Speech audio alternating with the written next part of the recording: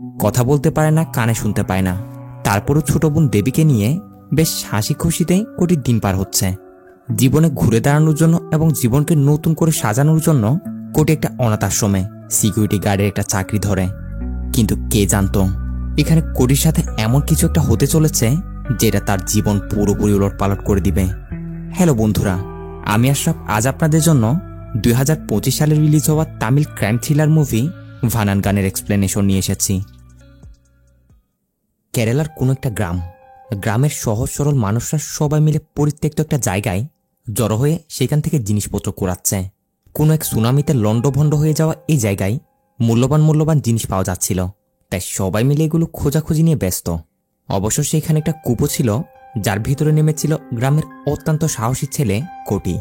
দেখা যায় কোটি কুয়ার ভিতর থেকে একটা মূর্তি সমেত বেরিয়ে আসে, আর তার এমন সাহসিকতা দেখে দূরে দাঁড়িয়ে এই মেয়েটা তাকে উৎসাহ দিচ্ছে। এর নাম হচ্ছে দেবী, কোটির একমাত্র আদরের ছোট বোন। দুজনে অনাথ, মা বাবা কেউই বেঁচে নেই। কোটি আর দেবী একজন একজনের সবকিছু। যাই হোক, কোটি কুয়া থেকে উঠিয়ে নিয়ে আসা মূর্তিটা সুন্দর করে ধুয়ে মুছে এক জায়গায় রেখে দেয়। এরই সাথে আমাদের একটা গানে গানে দেখানো হয় এই দুই ভাই বোনের আদর, মহাব্বত আর কিছু ভালোবাসার দৃশ্য। কোটি ছিল এমন একটা মেহনতি ছেলে যে কিনা যখনই যে কাজটাই পায় ওইটাই করে। তার শুধু একটাই উদ্দেশ্য, কাজ করে যেতে হবে আর অসহায় মানুষদের সাহায্য সহযোগিতা করতে হবে। দেবীও ছোটখাটো একটা ট্যাটু সেন্টারে কাজ করে। এইভাবে আর কি হাসি খুশি আদর ভালোবাসায় এই দুই ভাই বোনের দিন পার হচ্ছে। যাই হোক, সিন শিফট হয়ে রাস্তা দিয়ে যাওয়া এই গাড়িটার উপর। গাড়িতে বড় লোকের আদরে বাঁদর হওয়া কিছু সন্তান বাবার টাকা উড়িয়ে খাম্বা খেয়ে খেয়ে কোথাও যাচ্ছিল। সামনে একটা সিগন্যাল আসতেই এক হিজড়া এসে তাদেরকে তার কাছ থেকে কিছু ফলমূল কিনতে বলছিল, মানে ভিক্ষা তো করছে না। কিন্তু ছেলেগুলো এখানে একে তো নেশার ঘুরে ছিলই, উপর থেকে এই হিজড়াটাকে উল্টাপাল্টা বলতে শুরু করে। হিজড়াটাও যখন জবাবে উল্টা আরেকটা বলে, তখন এরা সবাই মিলে ধরে তাকে মারধর করতে শুরু করে দেয়। যা দেখে ওইখানে উপস্থিত বাকি হিজড়ারা তাকে বাঁচাতে আসলে এরা তাদেরকেও ধরে মারতে শুরু করে। সব মিলিয়ে সেখানে গন্ডগোল একটা অবস্থা। এখন ওই রাস্তা দিয়ে কোটি আর তার বোন দেবী কোথাও যাচ্ছিল। এসব দেখে কোটি গাড়ি থেকে নেমে ওই ছেলেগুলোর কাছে যায়। প্রথমে তাদের থামানোর চেষ্টা করলে এরা কোটিরও কোনো কথা শুনে না। তারপর গিয়ে কোটি আর মুখে মানা করে না, হাত পা দিয়ে সবাইকে শিক্ষা দিতে শুরু করে, অর্থাৎ বেদম পেটাতে শুরু করে। কারণ অবশ্যই ছেলেগুলো হিজড়াগুলোর উপর অন্যায় করছিল। কোটির এত পরিমাণে রাগ উঠে যায়, এই ছেলেগুলোকে ধরে এমনভাবে মারতে শুরু করে যা বলার বাইরে। একদম সারা রাস্তা দৌড়িয়ে দৌড়িয়ে পেটায়। এরাও বুঝতে পারে এই লোকটার হাতে আজ তাদের নির্ঘাত মৃত্যু, তাই তারা বাঁচার জন্য এখান থেকে পালিয়ে সোজা সেখানে পাশে একটা পুলিশ স্টেশনের ভিতরে গিয়ে ঢুকে পড়ে। কিন্তু তারপরও কোটি থামে না। পুলিশ স্টেশনের ভিতরে ঢুকে সে এই ছেলেগুলোকে পেটাতে শুরু করে। এমনকি পুলিশরাও বাঁধাইতে আসলে কোটি তাদেরকেও দেখে না, তাদেরকেও কয়েকটা মেরে দেয়। অবশ্যই যেমন তেমন করে পুলিশরা সবাই মিলে তাকে ধরে, এরপর কোনোরকম করে হাজতে ঢুকিয়ে দেয়। এখান থেকেই একটা বিষয় বোঝা যায়, কোনো অন্যায় দেখলে কোটি অন্যায়ের বিরুদ্ধে এতটাই হিংস্র হয়ে ওঠে, তখন সে আর নিজের কন্ট্রোলে থাকে না। যাই হোক, একটু পরে সে থানার ইন্সপেক্টর এসে যখন এমন হালত দেখে বাকিদের জিজ্ঞাসা করে, তখন জানতে পারে এমন এমন কাণ্ড। এই লোকটা সে থানায় ভাঙচুর করে সবাইকে মারধর করেছে। ইন্সপেক্টরটা কনস্টেবলদের জিজ্ঞাসা করে, সবকিছুর ভিডিও করেছো তো? এরা বলে, না স্যার, ভিডিও করার টাইম আর কই পাবো। এসে যেমন অবস্থা শুরু করলো, শ্বাস নেওয়ার টাইমও পর্যন্ত দিল না। ইন্সপেক্টর কনস্টেবলগুলোকে বকা দিতে শুরু করে, বলে, পাবলিক থেকে কিছু শেখো। যদি আমরা এখন কিছু করতে যাই তাহলে তারা কোন দিক থেকে যে ভিডিও করে সেগুলো সোশ্যাল মিডিয়াতে ভাইরাল করে দিবে, সেই ব্যাপার আমরা ঠেরই পাই না। আর তোমরা এটাও করতে পারো না, বসে বসে শুধু খাওয়া আর খাওয়া। এসব বলতে বলতে ইন্সপেক্টরটা কোটির সাথে কথা বলে কোটির কাছ থেকে জিজ্ঞাসা করার অনেক চেষ্টা করে, কিন্তু কোটি ইন্সপেক্টরের কথাই কোনো রেসপন্সই করছে না। সে তার মতো অন্যদিকে ফিরে আসছে। ইন্সপেক্টর বোঝে এই ব্যাটার তো দেখি অনেক তেজ, আমাকে পাত্তা না দেওয়া, দাঁড়াও, এর ব্যবস্থা তো আমি নিব বলে ইন্সপেক্টর কোটির বিরুদ্ধে ইচ্ছামতো মামলা ঠকে দেয়। এমনকি মামলার শাস্তি নাকি আজ রাতের ভিতরেই জজের বাসাতে করবে। হাজার হলেও ইন্সপেক্টর প্রমোশনের একটা ব্যাপার আছে না। এদিকে কোটির বোন দেবী তাদের পরিচিত চার্চের এক ফাদার এবং আরও কিছু লোকদের নিয়ে থানায় এসেছে কোটিকে ছাড়াতে। কিন্তু ইন্সপেক্টর এই ফাদারের কোনো কথা শুনবে তো দূরে থাক, সে তাদেরকে কোনো পাত্তাই দেয় না। সে নাকি কোটিকে ছাড়বে না, মানে ছাড়বে না, বলে আমার পুলিশ স্টেশনে এসে ভাঙচুর করা, অন ডিউটি পুলিশের গায়ে হাত তোলা, আমরা তো তার মুখ দিয়ে সবকিছু স্বীকার করিয়ে নিয়েছি। এবার যা হবে আজ রাতেই জজের বাসাতেই শাস্তি শোনানো হবে। এসব বলে সে ফাদারদের ইগনোর করে চলে যায়। তারপর রাত হতেই দেখা যায় কোটিকে কথা মতো সেই অফিসারটা জজের বাসায় নিয়ে এসেছে। কেসের এফআইআর ফাইলপত্র সবকিছু সহ। জজ পুরো কেস ফাইলটা পড়ার পর কোটিকে জিজ্ঞাসা করে যে এমন অপরাধ করার কারণ কি, এই অপরাধ কি সে সজ্ঞানে স্বীকার করেছে। জজের এত জিজ্ঞাসা করার পরও কোটি তাকে কিছু জবাব দিচ্ছে না, সেখানে চুপচাপ দাঁড়িয়ে আছে। যা দেখে জজও তার উপর রেগে যায় যে এত বড় সাহস, আমার প্রশ্নের জবাব না দেওয়া, মুখে কি তালা লাগানো। তখনই কোটির পক্ষের লয়ারটা জজকে বলে ওঠে, এটাই তো স্যার, আসল ঘটনা হচ্ছে কোটি কথাই বলতে পারে না, সাথে কানেও শুনতে পায় না, অর্থাৎ সে বোবা কালা। এটা শুনে জজ এবং সে পুলিশ অফিসারের তো মাথায় হাত। জজ বলে, বোবা হলে তাহলে জবানবন্দি কিভাবে দিয়েছে? কি ভাই ফাদার, তোমরা পুলিশকে এই ব্যাপারে জানাওনি? ফাদার বলে, স্যার কি আর বলবো, আমাদের ইন্সপেক্টর স্যার তো প্রমোশন নেওয়ার এমন জোশে আছেন, উনি কারো কথা শুনতে রাজি না। আসল অপরাধীদের ছেড়ে দিয়ে বেচারা কোটিকে নিয়ে মিথ্যা মামলা সাজিয়ে দিয়েছে। জজও বুঝতে পারে এখানে ইন্সপেক্টর ভুল করেছে, তাই কেসটা সে ওইখানে রফা দফা করে কোটিকে ছেড়ে দেয়। কোটির বোন দেবী কোটিকে অনেক বকাঝকা করছিল যে সবসময় কেন তুমি অন্যের মুসিবত কাঁধে নিয়ে বেড়াও, সবসময় কি ঝগড়া করা লাগে তোমার? কতবার মানা করলাম যেও না যেও না। দেবীর এত কিছু বলার পরও কোটি সেগুলো কানে নেয় না। এরপর এখান থেকে সিন শিফট হয় পরের দিন টিনা নামের এই মেয়েটার উপর।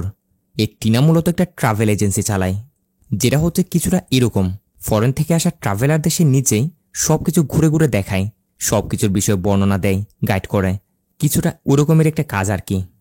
তো প্রত্যেক দিনের মতো আজকেও টিনা তার ট্রাভেলারদের নিয়ে পানির জাহাজে করে কোথাও যাচ্ছে। এখন ও জাহাজ আমরা কোটিকেও দেখি একজন হেল্পার হিসেবে কাজ করছিল। যেমনটা শুরুতে বললাম না, কোটি যখন যে কাজটায় পায় সেটাই করে, তাই এটাও কেন বাদ যাবে। এখন আমরা টিনার হাব ভাব দেখে বুঝতে পারি কোটি এবং টিনা তারা পূর্ব পরিচিত। এমনকি টিনা কোটিকে পছন্দ করে, বাট কোটি এসবে কোনো পাত্তাই দেয় না, এইসবে তার কোনো ইন্টারেস্ট নেই। প্রত্যেকবারের মতো আজকেও সে টিনাকে ইগনোর করলে টিনা কোটির সাথে একটা মজা করার প্ল্যান বানায়। প্ল্যান করে সে সব ফরেনারগুলোকে কোটির পিছনে লাগিয়ে দেয়, এই বলে যে কোটি কোনো সাধারণ মানুষ না, তার নাকি অনেক সুপার পাওয়ার আছে, সে যে কারো মন পড়তে পারে। এটা নিয়ে সে ফরেনারগুলো কোটির পিছনে লেগেছে এখন। আর ব্যাপারটা যখন কোটি বুঝতে পারে যে এই সব কিছু টিনার শয়তানি, ধরে টিনাকে আচ্ছা মতো উদুম খেলানি দেয়। ব্যাস, এরপর এই মারামারি বিচার গিয়ে বসে চার্চের ফাদারের কাছে। টিনা মাতু বলছে, আমার একমাত্র মেয়ে। কোটি যখন তখনই তাকে এইভাবে মারধর করে। ওইদিকে টিনার বাবা বসে বসে নেশা করছে, যে যে যার মতো করে সবকিছু নিয়ে হাসি ঠাট্টা করছে। অর্থাৎ এদের এইসব কিছু নিয়ে ফাদাররা একটুও সিরিয়াস না, কারণ এটা আজকে প্রথমবার না। কোটি এবং টিনা হর হামেশাই একজন একজনের সাথে লড়তেই থাকে, অর্থাৎ কিছুটা দুষ্টুমি ঠাট্টা এরকমের চলে আর কি। টিনার দাবি কোটি তাকে বিয়ে করতে হবে, কিন্তু কোটির জবাব না মানে না, সে এমন বজ্জাত মেয়েকে বিয়ে করবে না। টিনাও বলে ওকে, আমিও তাহলে পিছু ছাড়ছি না। যাই হোক, এই বিষয়টা এইখানে গেল। পরের সিনে দেখা যায় চার্চে একটা পেয়ার হচ্ছিল। কোটির বোন দেবীসহ আরও অনেক মেয়েরা অনেক সুন্দরভাবে উপস্থাপন করছে, যদিও কোটি কানে কিছু শুনতে পাচ্ছে না, তবে সে তার বোনের সুমধুর কণ্ঠটা অনুভব করতে পারছে আর মন দিয়ে সবকিছু দেখছে। ঠিক তখনই বাইরে থেকে অনেক জোরে একটা গান বাজার শব্দ আসায় প্রেয়ারটা ওইখানে স্টপ করতে হয়। মূলত চার্চের একটু সামনেই নতুন একটা বারের দোকান খোলা হয়েছে, তো সে বারে একদম ফুল ভলিউম দিয়ে তারা গান বাজিয়ে দিয়েছে। চার্চের ফাদার বিষয়টা নিয়ে তাদের সাথে কথা বলতে গেলে বারের মালিক পরিষ্কার বলে দেয় সে গানের ভলিউম কমাবে না, তার কাস্টমারদের নাকি ডিমান্ড, আর তার কাছে নাকি বার চালানোর সরকারি পারমিশনও আছে। এখানে সে বিজনেস করতে এসেছে বলে, তোমরা যখন তোমাদের বিভিন্ন উৎসব অনুষ্ঠানে গান বাজনা করো, হই হুল্লোড় করো, তখন কি আমরা বারওয়ালারা গিয়ে তোমাদের বাধা দিই? সো এখন আমাদের কাজও আঙুল ঢুকাতে শোনা। এর কথাবার্তা শুনে ফাদারেরও আর কি আর করার, এরা হচ্ছে গুন্ডা। ফাদার নিরাশ হয়ে সেখান থেকে চার্চে ফিরে আসে। এখন এটা নোটিস করতে পেরে কোটি বাইরে গিয়ে বোঝার চেষ্টা করে ঘটনা কি, আর বাইরে আসতে সে বুঝে যায় ঘটনা তাইলে এটা। ব্যাস, এরপর আর কি, বারের সে লোকগুলোকে কোটি ধরে এমন প্যাদানি দেয় যা একদম বলার বাইরে। বারের সে মালিকও ছাড় পায় না, মেরে সবার হালত একেবারে বেহালত করে দেয়। এবার এই কাণ্ডের ফলেও কোটি নামে মামলা হয়, বিচার বসে। তবে ফাদারও এবারও তাকে কোনোরকম করে ছাড়িয়ে নিয়েছে। উকিল এবং বাকিরা সবাই বলছে কোটির রাগ দিন দিন এমন পর্যায়ে চলে যাচ্ছে যেন সে অন্যায় সহ্য করতে পারছে না। এরকম হলে তো তার জন্য অনেক সমস্যা, এইসব থেকে তাকে থামানোটা অনেক জরুরি। তবে তাদের প্রথম কাজ হচ্ছে আগে এই বারটাকে ক্লোজ করানো। অবশ্য এর জন্য দারুণ একটা প্ল্যান বানায় টিনা। টিনা একদম বড় কোনো এক লিডারের মতো সেজে গুজে কোটি এবং তাদের লয়ারকে সাথে নিয়ে সোজা গিয়ে ঢুকে যায় একটা সরকারি অফিসে, যেখান থেকে বারের লাইসেন্স দেওয়া হয়েছিল। এরপর এখানের অফিসারকে যেমন তেমন করে কনভিন্স করে নেয় যে স্যার, নিয়ম অনুযায়ী কোনো উপাসনালয়ের স্কুলের আশেপাশে এরকম বার থাকাটা তো বেআইনি। এরপরও তাদের এসবের জন্য ইলিগ্যালভাবে লাইসেন্স দিয়ে দেওয়া হয়। এটা শুনে সরকারি অফিসার তো প্রথমতে তার কর্মীর উপরে রেগে যায়, কারণ ইমে যা বলছে তা একদমই ঠিক। এই অফিসার ছিল অনেকটা ভালো মনের মানুষ। টিনার বোঝানোতে সে বিষয়টা বুঝতে পারে আর ওই বাড়ির লাইসেন্সটা সাথে সাথে ক্যান্সেল করে দেয়। কাজের কাজ তো একটা হলো, তবে এই প্রথমবারের মতো টিনার এমন বুদ্ধি সাহসিকতা দেখে কোটি তো তার উপর ফুল ইমপ্রেস। এমনকি প্রথমবারের মতো সে টিনাকে তার পাশের সিটে বসায়, সাথে দুজন গল্প করে অনেক। ধীরে ধীরে শুরু হয় ভালোবাসার একটা সম্পর্ক, আর এভাবে হাসি খুশিতে তাদের দিন পার হচ্ছে। তবে এখন প্রয়োজন হচ্ছে কোটির একটা পার্মানেন্ট জবের। সবাই মিলে এই সিদ্ধান্তটাই নেয়, একটা পার্মানেন্ট জব হলে হয়তো কোটির রাগ একটু কমে আসবে, ঝগড়াঝাটি থেকে বিরত থাকবে। তাই চার্চের ফাদাররা সহ সবাই মিলে তাকে একটা অন্ধ প্রতিবন্ধী বাচ্চাদের এমন একটা অনাথ আশ্রমে একজন সিকিউরিটি গার্ডের একটা চাকরির ব্যবস্থা করে দেয়। কোটি ডিউটিতে জয়েন করার প্রথম দিন থেকেই এই কাজে তার মন একদম পুরোপুরি লেগে যায়, কারণ এখানে যারা ছিল সবাই কোনো না কোনোভাবে তার মতোই। কেউ চোখে দেখতে পায় না, কেউ কথা বলতে পায় না, কেউ কানে শুনতে পায় না, ওই রকমই। কোটি অনেক যত্ন সহকারে সবাইকে কেয়ার করতে শুরু করে।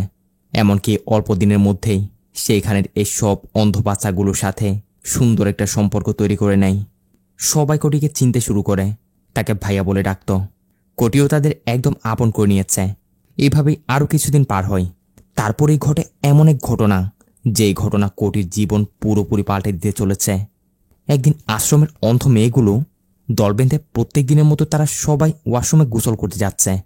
এক এক করে সবাই ওয়াশরুমে ঢোকে, সবই তাদের প্রয়োজন মাফিকই বানানো।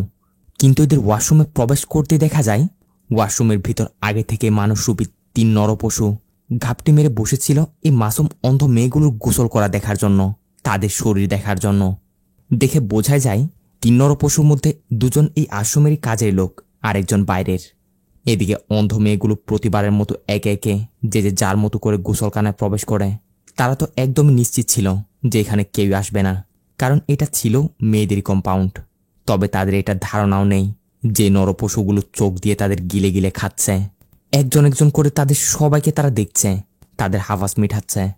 শব্দ করা ছাড়া তারা পুরো ওয়াশরুম ঘুরে ঘুরে এসব করছিল। এর মাঝে এই মেয়েগুলোর মধ্যে এই মেয়েটির একটু সন্দেহ যায়। তার মনে হয় যেন কেউ না কেউ তো এখানে ঢুকেছে, কোনো পুরুষের উপস্থিতি রয়েছে। এটা বুঝতে পেরে মেয়েটা বাকি সবাইকে তাড়াতাড়ি আওয়াজ দেয় কাপড় পরে ওয়াশরুম থেকে বেরিয়ে যাওয়ার জন্য। সবাই কথা মতো সেটাই করে, তাড়াতাড়ি কাপড় পরে এখান থেকে বেরিয়ে যায়। তবে বের হওয়ার সময় এই চালাকি করে দরজাটা বাইরে থেকে লক করে দেয়, ফলে 3 নরপশু ভিতরে আটকা পড়েছে। এদিকে বাকিরা যখন মেয়েটিকে জিজ্ঞাসা করে যে কি হলো, সবাইকে এভাবে বের করে নিয়েছ যে, তখনই তাদের সবকিছু বলে যে সেখানে অন্য কেউ রয়েছে। শুনে সবাই ভয়ে তাড়াতাড়ি সেখান থেকে পালাচ্ছে। এখন এভাবে তাড়াহুড়ো করে চলে যাওয়ার সময় অর্ধেক যেতেই তাদের ধাক্কা লাগে কোটির সাথে। কোটি ওই দিক দিয়ে যাচ্ছিল। এরা যখন জানতে পারে এটা কোটি, তখন এরা সাথে সাথে কোটিকেও সবকিছু জানিয়ে দেয় যে ভাইয়া ওই ওয়াশরুমে কেউ রয়েছে, কেউ আমাদের গোসল করা দেখছিল। এটা শুনেই কোটি ধীরে ধীরে ওয়াশরুমের দিকে যায়। গিয়ে দরজা খুলতে ওরা 3 জন বেরিয়ে সোজা সেখান থেকে চলে যেতে শুরু করে। সাথে কোটি যাতে সন্দেহ না করে এজন্য বলছিল, আরে সাফ সাফাই করার জন্য এসেছিলাম, কোন বেকুব বাইরে থেকে দরজা আটকে চলে গেছে। প্রথমে এই আশ্রমের যে 2 জন ছিল তারা বের হয়ে একদিকে চলে যায়, বাকি তাদের সঙ্গী একজন যে বাইরের লোক ছিল সে চলে যায় অন্যদিকে। তবে কোটি তার চেহারাটা দেখতে পায় না, তাকে পিছন থেকেই শুধু তার হাঁটার স্টাইলটা দেখে, কারণ তার হাঁটার স্টাইলটাও ছিল অনেকটা ভিন্ন রকম। তো এখানে কি হয়েছে কোটির বুঝতে আর দেরি হয় না। ব্যাস, যে কোটির সামনে টুঙ্কো অন্যায় হলে সে চুপ থাকতে পারে না, তার সামনে এত নিকৃষ্ট একটা কাজ, এইটা কিভাবে সে ছাড় দেয়। সাথে সাথে সে ওই 2 জনের জম হয়ে তাদের দৌড়ানি দিতে শুরু করে। আর এরা কোটির হাত থেকে বাঁচার জন্য পালিয়ে জঙ্গলের দিকে ছুটে যায়। এরাও ভালো করে বুঝে গেছে কোটির হাতে লাগলে আজ তাদের রক্ষে নেই। কোটি এতটাই হিংস্র হয়ে উঠেছিল সে তাদের 2 জনকে পুরো জঙ্গলে দৌড়িয়ে দৌড়িয়ে মারছে, আর মারছিল এমন নৃশংসভাবে যা বলার মতো ভাষা নেই। এরা বাঁচার জন্য কোটির সামনে আকুতি মিনতি করছে, কিন্তু কি লাভ, কোটি তো কানে শুনতে পায় না। আর এটাই হচ্ছে তার ন্যায় বিচারের জন্য প্লাস পয়েন্ট। একবার অন্যায় করেছ মানে শাস্তি পেতেই হবে। কোটি এদের 2 জনকে মারতে মারতে এক পর্যায়ে টেনে টেনে এক জায়গায় নিয়ে গিয়ে জানে শেষ করে একেবারে বাঁশের সাথে লটকিয়ে দেয়। তবে এতটুকুতে কোটি রাগ থামে না। তার ওই 3 নাম্বার লোকটার কথাও ভালো করে মনে আছে। তার হাঁটার ধরনটা কোটির সামনে বারবার মনে পড়ছিল। আর এই নরপশুকে যতক্ষণ কোটি শেষ করতে পারছে না ততক্ষণ মনে তো হচ্ছে না সে শান্ত হচ্ছে। পরবর্তী সিনেই জঙ্গলের ভিতর যে এভাবে 2 জন লটকে আছে, ধীরে ধীরে খবরটা সব জায়গায় ছড়িয়ে পড়ে। ঘটনাস্থলে পুলিশ, মিডিয়া এবং সব লোকজন এসে জড়ো হয়েছে। পুলিশরাও তাদের মতো তদন্ত করছে, এদিকে মিডিয়ারাও তাদের কাজ চালাচ্ছে। এদেরকে এমনভাবে শেষ করা হয়েছিল দেখে সবার রুহ পর্যন্ত কেঁপে উঠছে। মিডিয়ার মাধ্যমে সব জায়গায় খবরটা ছড়িয়ে যায়। আশ্রমের টিভিতেও যখন এই নিউজটা চলছিল, যেটা শোনা মাত্রই ওই অন্ধ মেয়েগুলো বুঝে যায় নিশ্চয় কোটি ভাইয়াই এদের মেরেছে হবে। তবে মেয়েগুলো এতটাই ভয়ের মধ্যে আছে তারা কাউকে কিছু বলে না। অন্যদিকে আশ্রমের যিনি মেন ছিলেন তিনি হচ্ছেন এই মহিলা। ইনিও অনেকটা টেনশনের মধ্যে পড়ে যায়, এটা কি হয়ে গেল, তার আশ্রমে এটা কি হয়ে গেল। এখন তো তার আশ্রম নিয়ে চাপ আসবে। ওইদিকে পুলিশ সব কাজে লেগে পড়েছে কিলারকে খুঁজে বের করতে। যেহেতু ওই আশ্রমের ওয়ার্কারেরই মার্ডার হয়েছে, তার প্রথমতেই সেখানে যারা যারা কাজ করে আর ভিকটিমের যারা যারা পরিচিত ছিল সবাইকে জিজ্ঞাসাবাদের জন্য থানায় নিয়ে আসা হয়, যেখানে আমরা কোটিকেও দেখি। কোটির সাথে তার বোন দেবীও এসেছে, কারণ কোটি তো কথাও বলতে পারে না আর কানেও শুনতে পায় না। কোটিরা বাইরে বসে বসে অপেক্ষা করার সময় সে ওখানে টিভি নিউজে দেখে সে মার্ডারটার ব্যাপারে বলা হচ্ছে। একজন ট্রান্সলেটরও নিউজটা বোবা কালাদের জন্য ট্রান্সলেট করছিল, যার থেকে কোটি নিউজটা দেখে বুঝতে পারে নিউজে বলা হচ্ছিল যে আশ্রমে ওয়ার্কারের এমন ভয়াবহ মার্ডার হয়েছে, যতক্ষণ না পর্যন্ত কিলারের ব্যাপারে কোনো আলামত পাওয়া যাচ্ছে ততক্ষণ পর্যন্ত সে আশ্রমের লাইসেন্সও বাতিল হয়ে যেতে পারে। সাথে আশ্রমের মেন দায়িত্বে যিনি আছেন তার উপর এবং সেখানে সবার উপরে এনকোয়ারি চলবে। এই বিষয়টা জানার পর কোটি একটু অন্যরকমের হয়ে যায়, কারণ এরকমটা হলে আশ্রমে থাকায় মাসুম বাচ্চাগুলো কি হবে? একে তো তাদের হয়রানি করা হবে, উপর থেকে আশ্রমের লাইসেন্স বাতিল হয়ে গেলে তারা যাবে কই? এসব নিয়ে ভাবতে ভাবতে এবার কোটিকে জিজ্ঞাসাবাদের জন্য ডাক দেওয়া হয়। পুলিশ অফিসার দেবীর মাধ্যমে কোটিকে জিজ্ঞাসা করে যে যাদের মার্ডার হয়েছে তুমি কি তাদের চেনো? তাদের সাথে কি তোমার কোনো সম্পর্ক আছে? বা এই কাজটা কে করতে পারে তার ব্যাপারে কি কিছু জানো? এটা জিজ্ঞাসা করতেই কোটি দেবীকে হাত মুখ নাড়িয়ে বলে, পুলিশকে বলো হ্যাঁ আমি জানি, আমি তাদের দুজনকে ভালো মতো চিনি, আর এটাও জানি তাদেরকে কে মেরেছে। সেটা অন্য কেউ নয়, তাদেরকে আমি মেরেছি নিজের হাতেই, বলো এই অফিসারকে। এই কথা শুনে দেবীর তো একদম হুঁশি উড়ে যায়। কোটিকে বলতে শুরু করে, ভাই তুমি এগুলো কি বলছো কি? দেখো এখানে মজা করার সময় না।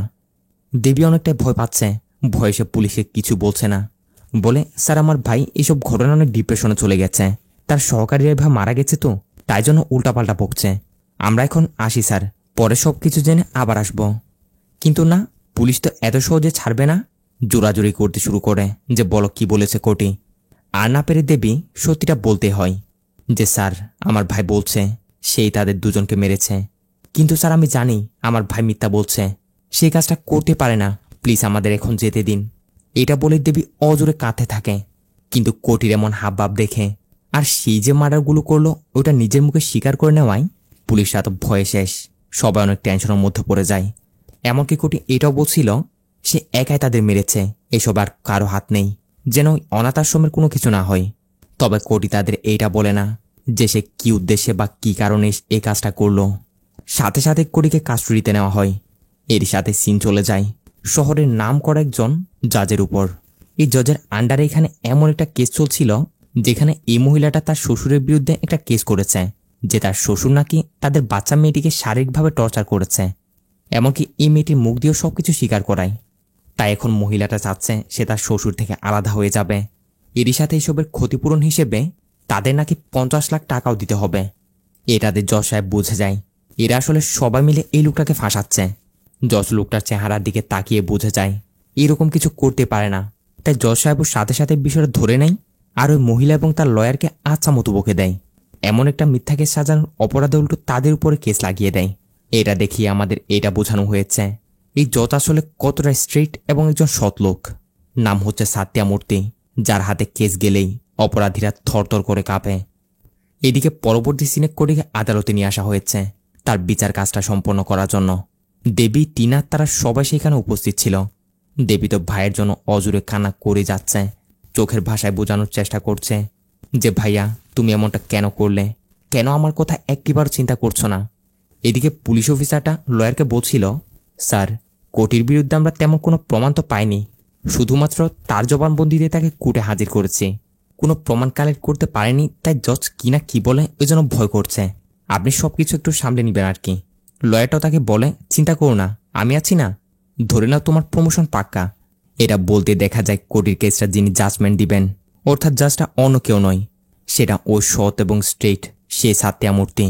এই জাজ আসতেই সবাই একদম নিস্তব্ধ। এসে আগে ভালো মতো কেস ফাইলটা পড়ে, এরপর পুলিশ অফিসারকে জিজ্ঞাসা করে প্রমাণ কই, কিসের ভিত্তিতে তাকে অ্যারেস্ট করেছ। পুলিশটা বলে স্যার সে নিজে স্বীকার করে নিয়েছে। জাজ বলে দুজন লোককে এইভাবে নির্মমভাবে মার্ডার করা হলো, অথচ কেস ফাইলে বিন্দু পরিমাণও কোনো এভিডেন্স, কোনো প্রমাণই নেই।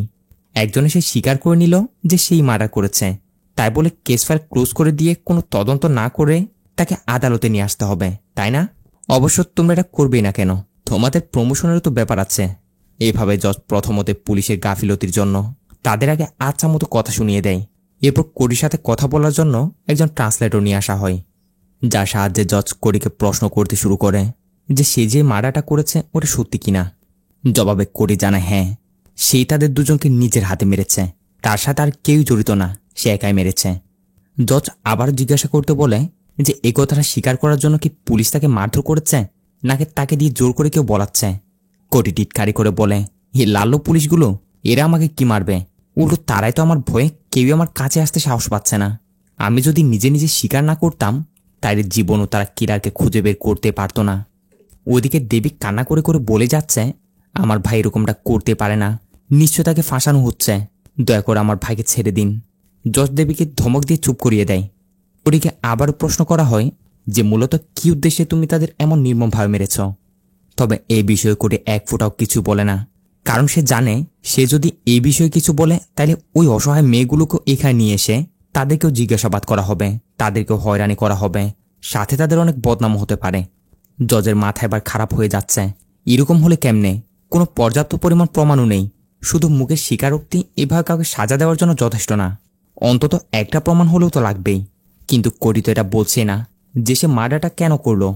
তাই জজ এবার কেসটা স্পেশাল অফিসার কাথিরাম নামের একজনের উপর দিয়ে দেয়। বলা হয় 15 দিনের ভিতরেই কাথিরামকে কেসটার ব্যাপারে ডিটেলস কালেক্ট করে জজের কাছে জমা দিতে হবে। এসব কিছু হওয়ার পর কোরিকে যখন এখান থেকে নিয়ে যাওয়া হচ্ছিল, ওই দুজনের ওয়াইফ অর্থাৎ কোরি যাদেরকে মেরেছে তারা এসে কোরির উপর চড়াও হয়, ধরে তাকে গালাগাল দিতে শুরু করে। বলছিল তুই কি মানুষ?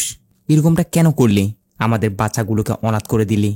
মূলত এরা তো আর জানে না যে তাদের স্বামীরাই আসলে কত বড় জানোয়ার ছিল। এইখানে আমরা এদের সাথে ওই আরেক নরপশুরাকেও দেখতে পাই। কোটি তখন তার মুখ না দেখায় সে তাকে চিনতে পারে না। যাই হোক, এরপর কোটিকে জেলে নিয়ে যাওয়া হয়। পরের সিন আমাদের সেই স্পেশাল অফিসার কাতিরামকে দেখানো হয়। কাতিরামও জজের হুকুম মতো তার ইনভেস্টিগেশন শুরু করে দিয়েছে। প্রথমতে সে যাই হচ্ছে ওই অনাথ আশ্রমটিতে, এসে এখানের মেন যে বিদ্যা ছিল তার কাছ থেকে জিজ্ঞাসাবাদ করছে। মহিলাও পরিষ্কার জানিয়ে দেয় যে স্যার আমি কতবার বলেছি আপনাদের যে এই ব্যাপারে আমি কিছু জানি না, শুধু শুধু আপনারা আমাকে হয়রানি করছেন, আর এসবের ফলে আমার আশ্রমের উপর অনেক সমস্যা হচ্ছে। কাথিরাম বলে দেখুন ম্যাডাম, আপনার সম্মান আর আশ্রমের দিকে তাকিয়েই আমি এখানে পুলিশের ইউনিফর্ম ছাড়া এসেছি। আমরা যদি চাইতাম তাহলে আপনাকে পুলিশ স্টেশন নিয়ে গিয়ে জিজ্ঞাসাবাদ করতে পারতাম, কিন্তু এমনটা আমরা করছি না। বিদ্যা বলে স্যার আপনি খামাকে আমার উপর সন্দেহ করছেন, এইসব ব্যাপারে আমি বা আমার বাচ্চারা কেউই কিছু জানে না। কাথিরামও তার মতো করে সব জিজ্ঞাসা করে সেখান থেকে বেরিয়ে যায়। অন্যদিকে হাজতের দেবী এবং টিনা কোটির সাথে দেখা করতে এসেছে। তারা কোটিকে বলে কেন করলে এমনটা? নিজের বোনের কথা একটিবার ভাবলে না যে একা একা সে কিভাবে থাকবে? দুজনে এত কান্নাকাটি করার পরও কোটি তাদের কিছুই বলে না, বলে তোমরা চলে যাও এখান থেকে। দেবীরাও কিছুক্ষণ কান্নাকাটি করে সেখান থেকে চলে যায়। এইদিকে কাতিরাম তার মতো করে তদন্ত চালাচ্ছে। কোটির কাছ থেকে অনেক করে জিজ্ঞাসাবাদ করে, কিন্তু কোটি মুখ খুলবে না। কাতিরাম প্রতিটা জায়গায় গিয়ে গিয়ে ভালো করে তল্লাশি নেয়, কিন্তু কিছুই পায় না।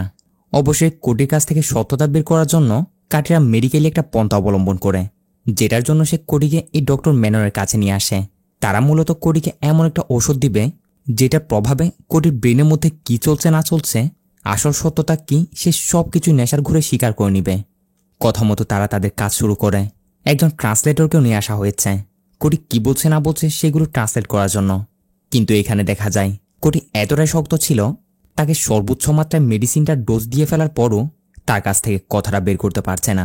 সে শুধু এটাই বলছে সে যা করেছে একদম বেশ করেছে, তার আদালতে এটাই তার ন্যায় বিচার, ওরাই তাকে এমনটা করতে বাধ্য করেছে। কাতিরাম অনেক করে বের করতে চায় কেন সে এদের মারল, বাট কোটি বলবে না মানে বলবে না। এক পর্যায়ে ডোজ বেশি হয়ে যাওয়ায় কোটি অজ্ঞান হয়ে পড়ে। কাতিরাম তো চাচ্ছিল মেডিসিনের ডোজ আরও বাড়িয়ে দিতে, তারপর সে সত্যটা বের করতে চায়, কিন্তু ডক্টর মেননের জন্য না করে দেয়, বলে হতে পারে এ আপনাদের জন্য ক্রিমিনাল, কিন্তু আমার জন্য সে একজন পেশেন্ট, অলরেডি সর্বোচ্চ মাত্রার ডোজ তার শরীরে ঢুকিয়ে দিয়েছি। এর বেশি করতে গেলে মৃত্যু নিশ্চিত, তাই এইটা তো আমি ভুলও করব না। কাথিরাম বলে, তাহলে এমন একটা রিপোর্ট তৈরি করে দিন যাতে লেখা থাকবে সে মানসিকভাবে অসুস্থ, কারণ এমনটা না করলে সে জামিনে ছাড়া পেয়ে যাবে। ডক্টর সোজাসুজি বলে দেয়, সরি, এমনটা তো আমি জীবনও করব না। আজ তো সুস্থ স্বাভাবিক একটা লোককে এরকম বানানো এটা আমার নীতির বাইরে। কাথিরামের সব চেষ্টা একের পর এক ব্যর্থ হওয়ায় কোটিকে হাজতে নিয়ে এসে সে প্রচণ্ড মারধর করে সত্যটা বের করতে। তারপরও কোটি মুখ খুলে না। অবশেষে কোনো প্রমাণ না থাকা এক পর্যায়ে কোটি জামিনে ছাড়াও পেয়ে যায়। কোটিকে আবারও ফিরে পেয়ে দেবী, টিনা তারা যেন তাদের জীবন ফিরে পেল। কিন্তু কোটি জেল থেকে বের হয়ে ওই দিন রাতে সে আবারও সিকিউরিটি গার্ডের পোশাক পরে সোজা চলে যায় সেই অনাথ আশ্রমে। গিয়ে ওইখানে পাহারা দিতে শুরু করে। বাঁশির শব্দ পেয়ে আশ্রমের সবাই বুঝতে পারে কোটি ফিরে এসেছে। এখন আর তাদের কোনো ভয় নেই। এদিকে দেবী আর টিনা কোটিকে খুঁজতে খুঁজতে সেখানে এসে পৌঁছায়। দেবী কোটিকে অনেক বকতে শুরু করে যে, তুমি আবার এখানে কেন এলে? এত রাতে আমরা দুজন মেয়ে তোমাকে পুরো দুনিয়া খুঁজে বেড়াচ্ছি। কোটি বলে, এই অনাথ আশ্রমের অনেক বিপদ, যে কোনো সময় এখানে যে কোনো কিছু হয়ে যেতে পারে, তাদের আমাকে প্রয়োজন। এই অসহায় বাচ্চাগুলোকে আমি কিছুতেই একা ছাড়তে পারবো না। দেবী আর টিনা কোটিকে অনেক করে বোঝায়। দেবী বলে, ভাইয়া আচ্ছা কাল সকালে আবার আসিও, অন্তত আজকের রাতটা তো বাসায় ফিরে চলো। এভাবে অনেক বুঝিয়ে সুঝিয়ে তারা কোটিকে সেখান থেকে নিয়ে যায়। কিন্তু দেখা যায় কোটি বাসায় আসার পরও ওই 3 নাম্বার লোকটাকে কিছুতে সে ভুলতে পারছে না। এরকম জঘন্যতম একটা কাজ করার পরও আরও এক নরপশু বাইরে ঘুরে বেড়াচ্ছে। তার চেহারা তো কোটি মনে করতে পারছে না, তবে তার হাঁটার ধরনটা এখনও কোটির ভালো করে মনে আছে। ব্যাস, পরের দিনে কোটি বাজারে এসে এক এক করে সবার উপর নজর রাখতে শুরু করে। দেখছিল সে 3 নাম্বার লোকটাকে খুঁজে বের করতে পারে কিনা। তখনই দেখা যায় ওইখানে একটা পাবলিক ওয়াশরুমে এক ফরেনার মেয়েকে এখানে কোনো একজন হ্যারেস করছিল, তার সাথে খারাপ করার চেষ্টা করছিল। মহিলাটা জোরে জোরে চিৎকার করে উঠলে সবাই যখন সেখানে ছুটে যায় তখন দেখা যায় সেখান থেকে ওই লোকটা বের হয়। কোটি জারি তালাশ করছিল সে 3 নাম্বার লোকটা। এই মূলত মেয়েটাকে ডিস্টার্ব করছে। এ অনেক বড় সড়ো মাপের লুচ্চা। কোটির এর উপর নজর পড়তেই এর হাঁটার ধরন দেখা মাত্রই কোটি বুঝে ফেলে সে তো এই ব্যাটারি তালাশ করছে। ব্যাস, সাথে সাথে কোটিকে দৌড়ানি দিতে শুরু করে। এও কোটির থেকে জীবন বাঁচানোর জন্য দৌড়ে পালাতে শুরু করে। কোটি তো কিছুতেই পিছু ছাড়ছে না। অনেক দৌড়াদৌড়ির পর এক পর্যায়ে লোকটা কোনো একটা রেস্টুরেন্টের ভিতরে ঢুকে কোনো রকম করে কোটিকে ফাঁকি দিয়ে দেয়। এ যাত্রায় নিজেকে বাঁচিয়ে নেয়। অন্যদিকে আমরা অফিসার কাতিরামকে দেখি, যে কিনা তদন্ত করতে করতে একটা বিষয় জানতে পেরেছে, যেটা জানার পর সে সোজা চলে এসেছে কোটিদের সেই চার্চের ফাদারের কাছে। মূলত কাতিরাম এমন কিছু প্রমাণ খুঁজে পেয়েছে যেখান থেকে সে জানতে পারে কোটি আর দেবী আসলে তার আসল ভাই বোন না। তারা দুজনই 2 মায়ের, দুজনে অনাথ। আর এই বিষয়টা চার্চের ফাদার এবং কোটি ছাড়া আর কেউই জানত না। কাতিরাম এসে বিষয়টা দেবীকে জানিয়ে দেয়। ফাদার অবশ্য অনেক করে রিকোয়েস্ট করছিল যে, স্যার এইসব পুরনো কথা উল্টানোর কোনো মানে হয় না, দেবী এসব ব্যাপারে কিছুই জানে না। কিন্তু তারপরও কাতিরাম সবকিছু জানিয়ে দেয়, কারণ এটা জানা দেবীর জন্য নাকি অনেক জরুরি। এখানে আমরা আসল সত্যটা জানতে পারি, মূলত অনেক বছর আগে একটা দুর্যোগে কোটি এবং দেবী দুজনই তার পুরো পরিবারকে হারিয়ে ফেলে। অর্থাৎ সেই দুর্যোগে গ্রামের অনেক লোকই মারা যায়, যার মধ্যে কোটির এবং দেবীর মা বাবাও ছিল। ওই সময় কোটি একটু বড় হলেও দেবী অনেকটাই ছোট ছিল। লাকিলি তারা বেঁচে যায়। আর কোটি তখন দেবীকে কান্না করতে দেখে ও থেকে সে দেবীকে তার আপন বোনের মতো করে লালন পালন করতে শুরু করে। আর তাদের ভাই বোনের ভালোবাসা দেখে ফাদারও তাদের আশ্রয় দেয়। এখন এই সত্যটা জানতে পেরে দেবীর তো অনেক বড়সড় একটা ঝটকা লাগে। কাথিরাম বলে, এত বছর যাকে নিজের মায়ের পেটের ভাই মনে করে আসছ, যখন জানতে পারলে সে নিজের ভাই না, আমি জানি ফিলিংসটা কেমন হচ্ছে। তবে আমারও কিছু করার নেই, সত্যটা জানানো তোমাকে অনেক প্রয়োজন। যে কোনো মূল্যেই আমাকে কেসটা সলভ করতেই হবে, কারণ আমি জানি যে এত ছোট থাকতেই অনাথ একটা মেয়েকে আশ্রয় দিয়ে নিজের বোনের মতো করে লালন পালন করতে পারে, সে অন্তত কোনো না কোনো এমন কারণ ছাড়া এরকম একটা অপরাধ জীবনও করতে পারে না। নিশ্চয় এখানে কেউ তাকে ফাঁসাচ্ছে, তাই সত্যিটা বের করা তোমারই দায়িত্ব দেবী। আশা করি তোমরা চাইবে না একজন নির্দোষের শাস্তি হোক। এসব কিছু বলে কাতিরাম তার মতো করে চলে যায়। এসব জানতে পেরে দেবী বাসায় এসে অজোরে কাঁদতে থাকে। টিনা তাকে অনেক সান্ত্বনা দেয়, অনেক বোঝায়, কিন্তু দেবীর এই কান্না যেন থামার নামই নিচ্ছে না। ও সময় কোটি বাসায় ফিরলে টিনা গিয়ে তাকে বকতে শুরু করে যে, কেমন ভাই তুমি, দেবীর কি অপরাধ ছিল? তোমাকে আপন ভাইয়ের মতো ভালোবেসে যাচ্ছে, এটাই কি তার অপরাধ? ও বুঝেছি, দেবী তোমার আসল বোন না, তাই তোমার কাছে তার কোনো কদরই নেই। এটা শুনে কোটি টিনাকে খোঁস একটা থাপ্পড় লাগিয়ে দেয় যে, দেবী কি সত্যটা জেনে গেছে? এগুলো তাই কে বলেছে? টিনা কোনো জবাব দেয় না, কান্না করে করে সেখান থেকে চলে যায়। কোটিও সেখানে বসে অজোরে কাঁদতে শুরু করে।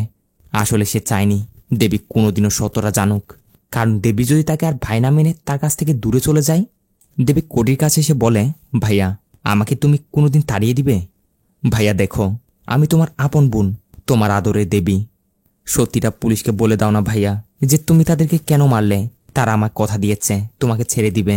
এটা শুনে কোটি কান্না থামিয়ে নেয় আর বলে, এটা অনেক ঘৃণ্যতম একটা ব্যাপার, তোকে বলতে পারবো না। দেবী বলে, ভাইয়া আমি আর কোনো ছোট বাচ্চা না, এখন আমি সবই বুঝি।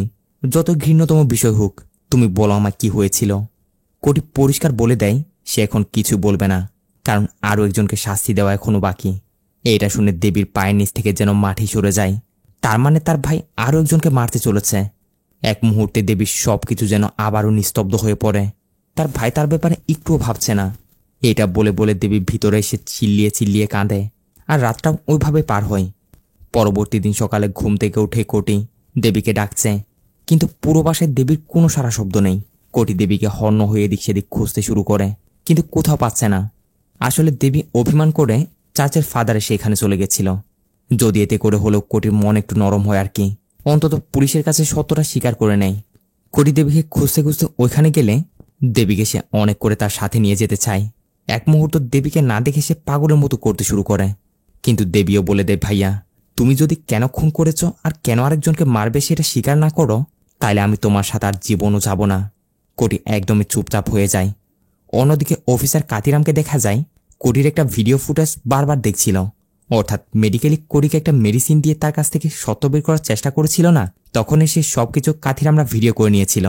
ওই ভিডিওটায় কাতিরাম বারবার দেখছে ওইখান থেকে জরুরি কিছু পায় কিনা। আর এটা বারবার দেখার পর কাতিরাম এখানে একটা বিষয় নোটিস করে, কোটি কোনো অন্ধ মেয়েদের নিয়ে কিছু একটা বলার চেষ্টা করছিল। মানে যদিও ক্লিয়ারলি কিছু বোঝাতে যায় না, তারপরও ইশারা আন্দাজে কাতিরাম ধরে নেয় এসবের সাথে ওই অনাথ আশ্রমের অন্ধ মেয়েদেরও কোনো না কোনো একটা কানেকশন তো আছেই।